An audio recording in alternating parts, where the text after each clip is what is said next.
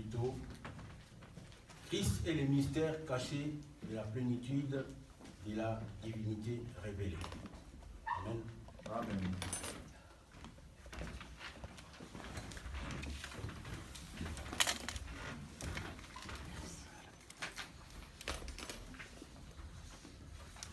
Christ est le mystère caché de la plénitude de la divinité révélée.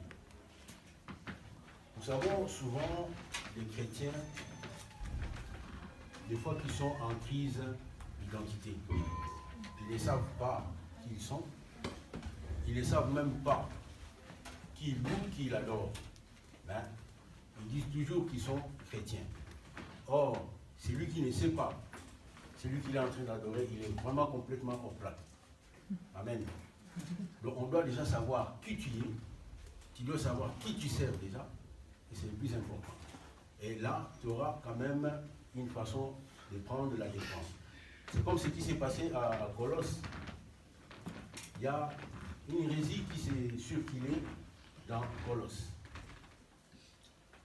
Et les gens de Colosse enseignaient quelque chose avec le temps qui allait produire des hérésies, quelque chose qui n'est pas bon, quelque chose qui va dénigrer, et surtout le christianisme. Parce que pour eux, le Christ n'était qu'un descendant, n'était même pas Dieu. Dieu était bon, mais la matière était mauvaise. C'est ça qui circulait. C'est pour cela que l'apôtre Paul voulait vraiment établir quelque chose pour affermir la foi des Colossiens. Nous allons déjà, avant de prendre nos Bibles, nous allons d'abord prier. Éternel Dieu de gloire, nous te bénissons. Nous te remercions pour ce que tu es, Dieu. Nous te bénissons pour la parole qui va sortir encore ce matin. Père, cette parole, elle sera lise comme tout homme instruit qui fait la lecture de n'importe quel bouquin. Mais ce que nous voulons, Papa, ce matin, que tu nous révèles la profondeur de ta parole. Amen. Que tu illumines le cœur de chacun de nous. Et moi, je me réjouis déjà d'être la personne à qui tu as choisi, que je porte la parole à ton peuple tel que tu l'as voulu, et c'est que je crois. Afin que ton peuple passe d'une dimension à l'autre, d'un palier à un autre palier supérieur. Que ta parole nous donne la vie, que ta parole nous éclaire, que ta parole brise les chaînes, que ta parole fait tomber les écailles, afin que ton peuple soit libre, afin que ton peuple sache qui il est, que ton peuple sache qui tu es aussi, toi qui es le Dieu des Tout-Puissants, Créateur du ciel et de la terre, Père. C'est en ce moment, Papa, que j'ai ainsi prié, et je laisse tout entre tes mains. Et je m'abandonne aussi, moi, entre tes mains, afin que toi seul, tu puisses parler à ton peuple. Que je disparaisse, moi, avec mon orgueil, mais toi seul, qui est l'enseignant par excellence, enseigne ton peuple dans le nom de Jésus. Amen. Amen. Alors, sans plus tarder, nous allons prendre le livre des Hébreux. Après, je vais continuer l'introduction. Le livre des Hébreux, chapitre 1, versets 6 à 9.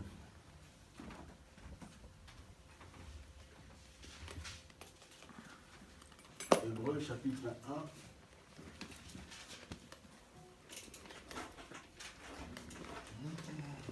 On peut se lever une fois qu'on l'a trouvé.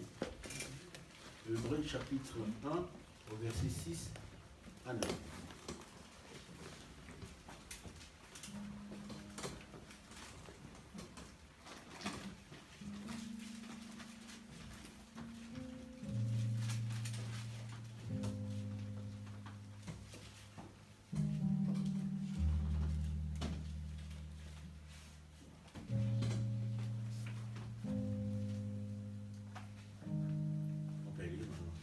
Et lorsqu'il introduit de nouveau dans le monde le premier-né, il dit que tous les anges de Dieu l'adorent.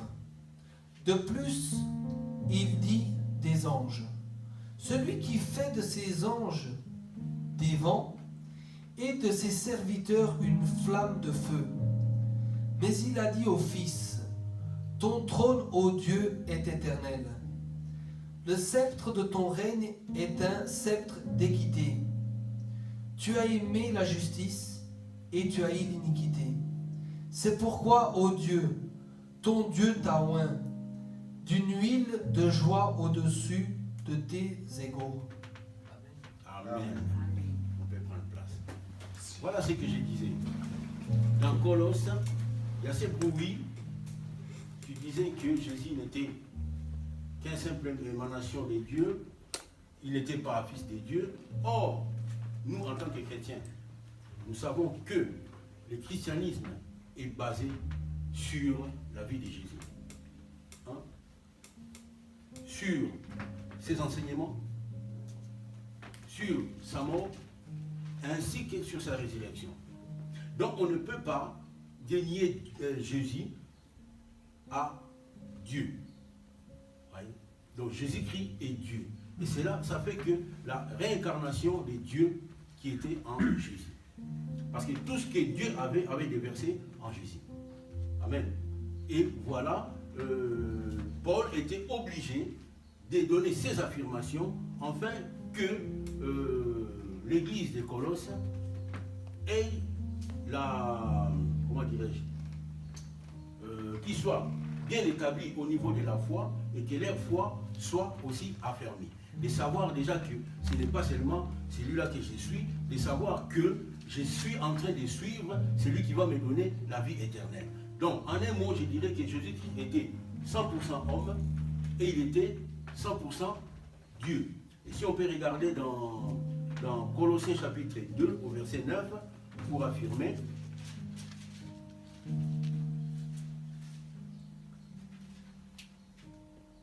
Colossiens 2 au verset 9.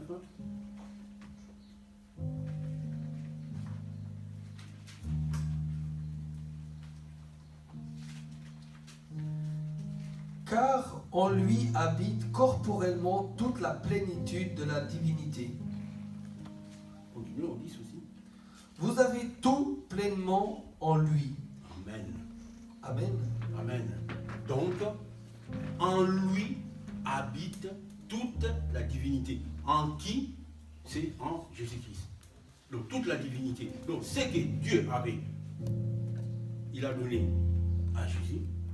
Donc, Jésus était 100% homme et il était aussi 100% Dieu. C'est pour cela, à la tombe de Lazare, Jésus, arrivé à la tombe de Lazare, il a vu la foule qui pleurait. Je pense qu'il était aussi touché. Et il a pleuré. Dans la Bible, on dit qu'il a frémi. Il a frémi, c'est cette partie humaine qui avait pleuré. Mais quand il a relevé ses yeux, il a regardé la tombe. Et là, ce n'était plus le parti humain, mais c'était Dieu qui parlait. Il a pris l'autorité. Il a dit, Lazare, sors. Donc, c'était déjà Dieu qui était dans la chair humaine, qui avait parlé. Donc, Dieu était 100% homme et 100% Jésus. Et c'est pour cela que Paul devait vraiment insister sur cela, que le peuple de Colosse ne soit pas conduit dans les mauvais chemins, qu'il sache qu'avec Jésus-Christ, on obtient tout. Et c'est avec Jésus-Christ qu'on a le chemin. C'est avec Jésus-Christ qu'on a la vie. Qu'on ne soit pas détourné dans des hérésies n'importe comment et puis à croire n'importe quoi. Donc, quand il invoque Jésus et qu'il sait que c'est Dieu qui agit en lui, parce qu'il avait toute la divinité corporellement en lui. Et tout ce que j'ai dit, que Dieu, tout ce qu'il avait, il avait donné à Christ. Mais ce n'était pas seulement la seule raison. Il y avait aussi quand même une autre raison que Paul avait poursuivi. La deuxième raison qui fait de Jésus la plénitude, parce qu'au commencement, Dieu avait déjà un programme sur ses pensées. Colossiens 1, c'est une grande lecture, mais on peut quand même les lire pour qu'on puisse comprendre. Colossiens chapitre 1, versets 15 à 29, là où nous étions.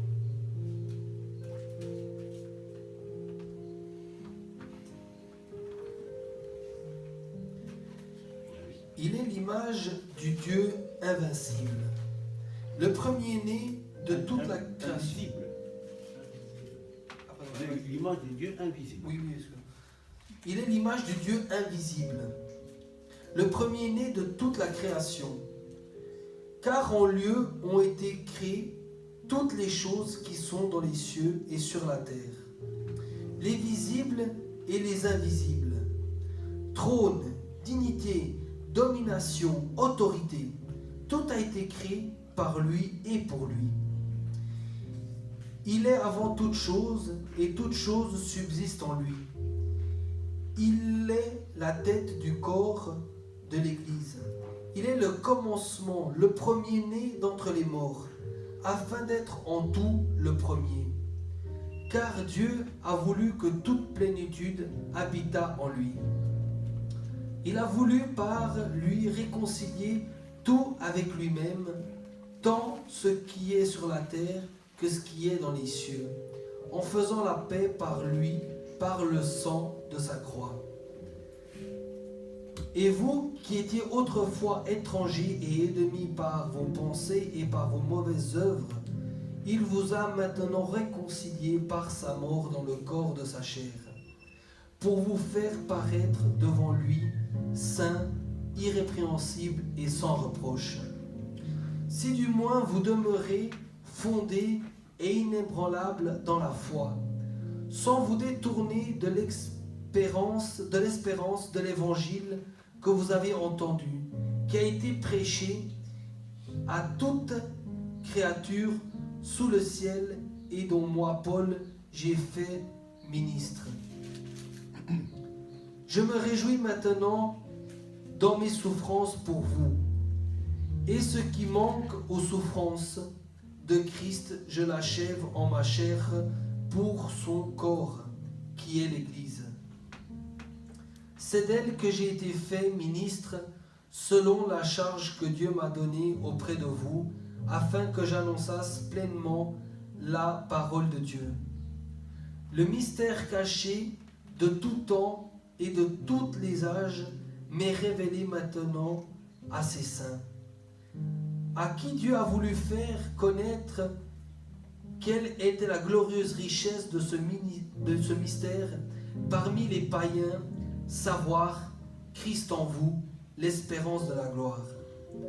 C'est lui que nous annonçons, exhortant tout homme et instruisant tout homme en toute sagesse, afin de présenter à Dieu tout homme devenu parfait en Christ.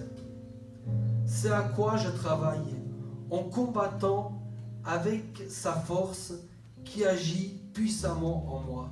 Amen. Amen. Voilà. Paul dit, il combat avec la force qui agissait en lui puissamment. Et en ce moment même, cette force est en train d'agir aussi en vous et en moi. Amen. Et celui qui les reçoit doit manifester dans le nom de Jésus. Amen. Amen. Amen. Voilà, je disais que Dieu, depuis le commencement, Dieu avait déjà un plan. Il avait 3 plans. 1. Dans ce passage, la Bible nous montre de ces 3 plans qui étaient dans les pensées de Dieu. Donc, le plan ou les projets ou desseins qu'il y avait dans les pensées de Dieu. D'abord, pour réconcilier les mondes avec lui-même. Parce qu'il nous a déjà, Paul nous a déjà dit qu'il était Dieu. Donc, la réincarnation de Dieu en Jésus-Christ. Et tout ce que Dieu avait, il a déversé en Christ. Et pour aller maintenant dans ces projets, les premiers projets c'était Dieu voulait s'exprimer lui-même. Amen. Amen. Il voulait s'exprimer lui-même. Et au verset 15, on dit, il est l'image de Dieu invisible. Puisque il est déjà invisible, au commencement était déjà Elohim. Il est déjà invisible. Comment il peut s'exprimer à des gens puisqu'il est esprit? Donc, il devait passer de l'étape esprit à une étape qu'on puisse les voir ou qu'ils puissent nous parler et puis nous aussi, qu'on puisse aussi lui parler et lui toucher. Amen. Amen. Voilà. Il est l'image, donc ça c'est dans Colossiens 15, il est l'image de Dieu invisible. Entre parenthèses, Jésus. Il a rendu visible les dieux qu'on ne pouvait pas voir en les faisant il s'est donc exprimé à travers cet homme qu'on appelle Jésus-Christ. Oui. On ne le voyait pas. Il était esprit. Donc, il devait passer, sortir de l'étape esprit à l'étape visible. Et maintenant, c'est Dieu, nous l'avons vu à travers cet homme qu'on appelait Jésus de Nazareth. Amen. Amen. Et c'est le premier dessein de Dieu, et cela était éternel, car cela était bien avant la fondation du monde, qu'il avait eu déjà ses pensées. Amen. Est-ce que vous me suivez? Ne dormez pas, hein, parce que j'ai l'impression que vous dormez. Le deuxième projet, avoir la prééminence dans l'homme, ou avoir le contrôle dans l'homme. Cela fait partie des buts que Dieu a voulu atteindre. La prééminence dans l'homme. Avoir le contrôle dans l'homme. Avoir le contrôle des pensées de l'homme. Avoir le contrôle de son cœur. Avoir donc possédé tout son corps. Amen. C'est ça. Donc la prééminence dans l'homme. Et le troisième projet, c'était de rétablir le royaume dans sa position normale ou dans sa position initiale. La position qu'elle avait avant la chute d'Adam. Parce qu'en ces temps-là, Dieu pouvait descendre dans les jardins tous les soirs, comme il avait l'habitude de descendre tous les soirs dans les jardins, il parlait avec Adam. Mais quand il y a eu les péchés, ce n'était plus possible que Dieu descende encore dans le jardin pour parler à Adam. Donc, cela a fait que Dieu maintenant a voulu maintenant lancer son processus de rédemption. Voyez? Donc, Adam a péché. Maintenant, Dieu, puisqu'il avait déjà ses plans, maintenant, il doit maintenant entamer ce processus de la rédemption qui était déjà dans ses pensées depuis la fondation. Et le troisième dessein de Dieu cache également le mystère de la plénitude et de la divinité. Et pour réaliser cela, Dieu était obligé de se manifester sur terre en toute plénitude de la divinité. Donc, Jésus, quand il est venu, il avait tout ce que Dieu avait. Pour accomplir toutes ces choses-là, il avait besoin de tout ce que Dieu avait. Et Dieu lui a donné tout ce qu'il avait, donc la plénitude de la divinité. Parce que rien n'est impossible à Dieu. Et rien n'était impossible aussi à Jésus quand il était ici-bas. Il a accepté la mort, il a été crucifié parce que c'était un devoir qu'il devait accomplir. Ce n'est pas parce qu'il était incapable, parce qu'il pouvait faire ça. On voit même les pasteurs qui font tomber des gens. Il fait ça, il y a tout le monde qui tombe jusqu'au dernier rangé. Qu'est-ce qui était impossible pour Jésus? De gifler à distance tous ces soldats qui venaient. Mais c'était une mission qu'il devait accomplir. Amen. Et c'était pour toi et pour moi. Amen. Amen. Donc, Dieu était obligé de se manifester sur la terre en toute plénitude de la divinité. C'est-à-dire, s'exprimer lui-même. Au départ, il avait la forme qu'on ne pouvait pas voir, même pas toucher, parce qu'il était esprit. Il a résolu dans ses pensées de se révéler à l'homme, de s'exprimer en se manifestant dans la chair humaine sur la terre. Il est esprit. S'il vient en tant qu'esprit, personne ne va le voir. S'il vient en tant qu'esprit, personne ne va le toucher. Or, lui, il voulait s'exprimer. Il voulait parler aux gens. Il voulait que les gens le voient. Il voulait que les gens le touchent. Et on dit même que les gens couchaient même sur sa poitrine. Amen. Donc, c'est ce qu'il voulait. Donc, il a maintenant manifesté sa vie dans la chair humaine, dans cet homme qu'on appelle Jésus-Christ de Nazareth. Alors, Dieu entreprit des voyages. Il était Elohim. Elohim, ce qui veut dire c'est lui qui n'existait pas lui-même. Et il était déjà depuis la fondation. C'est lui seul qui remplisse toutes les choses ici-bas. Elohim. Et dans Genèse chapitre 1, on nous dit, au commencement, Dieu créa les ciels et la terre. Donc, qui c'est qui a créé le ciel et la terre? Donc c'était Elohim, d'après les livres hébraïques, dans la Bible hébraïque. Dans la Bible hébraïque, on ne parle pas de Dieu, on parle d'Elohim, qui a créé toutes les choses. En lui, il y avait plusieurs attributs ou plusieurs fonctions. Sous la forme esprit, mais avec tout tous ses attributs. Parce qu'il a déjà créé toutes les choses, le ciel et la terre. Donc, il est déjà créateur. Il a tous ses attributs et toutes ses fonctions, toutes ses capacités. Donc, tout devrait se manifester en lui, ici-bas. Amen. Amen. Voilà. Et il voulait être père. Mais, en tant qu'Élohim, il ne pouvait pas être père. Parce qu'il n'y avait pas d'enfant. Et pour être père, il faut qu'un enfant soit caillé. Et cet enfant-là doit t'appeler père. Alors qu'à ce moment-là, il était Elohim, il n'avait pas encore Adam, il n'avait pas créé encore Adam, il était seul. Amen. Amen. Est-ce que vous me suivez? Amen. Gentiment. Bon, on va y aller, on va y arriver. Ça ne sera pas comme merveille. Il voulait être Dieu, qui signifie quelqu'un qu'on adore. Mais en ce temps-là, il n'y avait pas d'ange pour l'adorer. Et après la création, il a créé des anges, il a eu maintenant le sujet d'être adoré. Et c'est les anges qui l'adoraient. Il voulait être sauveur. Pour être sauveur, il faut qu'il y ait quelqu'un qui se perd. Et à l'époque, en ce temps-là, il n'y avait personne qui pouvait se perdre. Parce que c'était l'éternité. Vous êtes d'accord avec moi?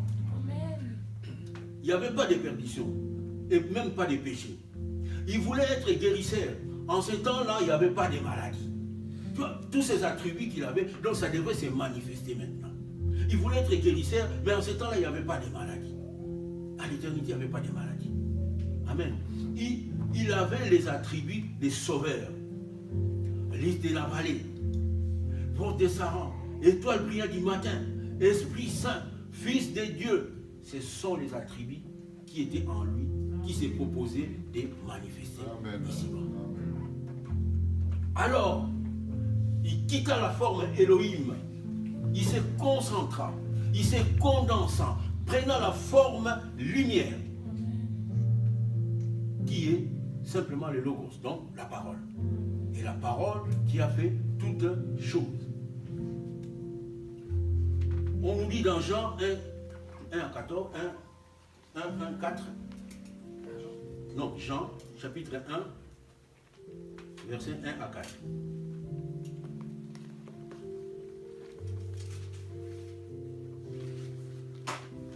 Au commencement était la parole, et la parole était avec Dieu. Et la parole était Dieu. Amen. Elle était au commencement avec Dieu. Toutes choses ont été faites par elle, et rien de ce qui a été fait n'a été fait sans elle. En elle était la vie, et la vie était la lumière des hommes. Amen. Amen. Le Logos, c'est ça qui a créé toutes choses. Rien n'a été créé sans elle. Les rails, pour qu'on fabrique les rails, il faut déjà la matière première. Et la matière première a été créée par lui. Amen. L'avion,